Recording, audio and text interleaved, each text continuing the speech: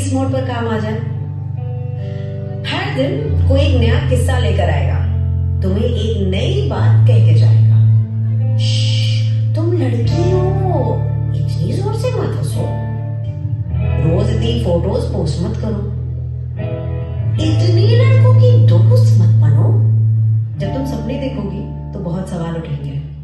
कोई तुम्हारे लिए गाड़ी का दरवाजा खोलेगा तो कोई अपने दिल का दरवाजा बंद भी करेगा। पर सुनो, कोई तुम्हें चाहे कुछ भी कहे, तुम अपनी सुनना। तुम अबला नहीं, रानी नहीं, अप्सरा हो।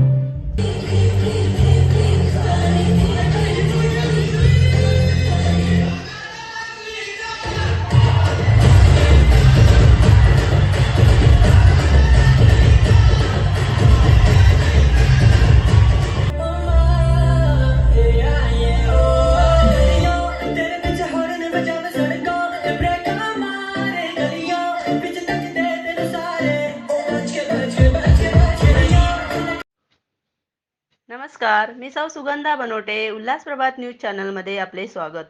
बदलापूर शहरात 2 दिवस ठाणे जिल्हास्तरीय नृत्य स्पर्धेचे आयोजन करण्यात आले होते. ठाणे जिल्हा अध्यक्ष रवींद्र गवस यांच्या माध्यमातून या स्पर्धा बदलापूर शहरात पार पडल्या. प्रत्येक वयोगटातील व्यक्ती या स्पर्धेत सहभागी होऊन येथे आपली कला सादर केली. गायत्री गार्डन कात्रप या ठिकाणी या स्पर्धेचे आयोजन करण्यात आले होते. 300हून अधिक स्पर्धकांनी या स्पर्धेत भाग घेतला. वांगणी, नेरळ, भिपुरी, कर्जत येथील स्पर्धकांनी विशेष भाग घेऊन 32 गोल्ड व 2 सिल्वर मेडल मिळवले. तर पलावा यांनी 6 gold, 2 silver, Bhiwandi 12 gold, Ambarnath 75 gold, 4 silver तर 2 ब्रॉन्झ, शहापूर 10 गोल्ड, 1 सिल्वर व 1 ब्रॉन्झ मेडल मिळवले. मान्यवरांच्या हस्ते त्यांना पारितोषिक देऊन गौरवण्यात आले. या स्पर्धेचे सूत्रसंचालन सागर मिडबावकर यांनी केले, तर परीक्षक म्हणून अभिनेता दीपक जोशी व कीर्ती निरगुण यांनी काम पाहिले. असोसिएशनने हे राबवलेले एवढं सोपं काम नाहीये. तर एकदा रवी सरांसाठी एका जोरदार टाळ्या आपण देऊया.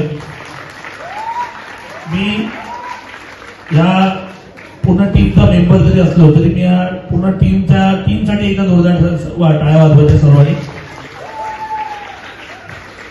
एवढं प्लॅनिंग करणं, एवढे सगळं कॉम्पिटिशन राबवणं हे सोपं काम नाही. आणि बदलापूर सारख्या ठिकाणी आजही बदलापूरमध्ये बरेचसे रियालिटी शोज होतात, बरेचसे महोत्सव होतात, बरेचसे प्रोग्राम होतात.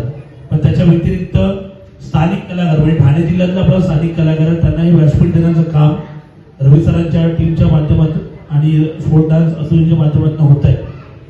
जेवढे आज पार्टिसिपंट होते त्या पार्टिसिपंट मी एवढंच सांगेन, उद्या जर तुम्हाला पार्टिसिपेट करायचं असेल तर रजिस्ट्रेशन करून घ्या. स्पॉट रजिस्ट्रेशन रवी सरांनी ठेवलेलं आहे.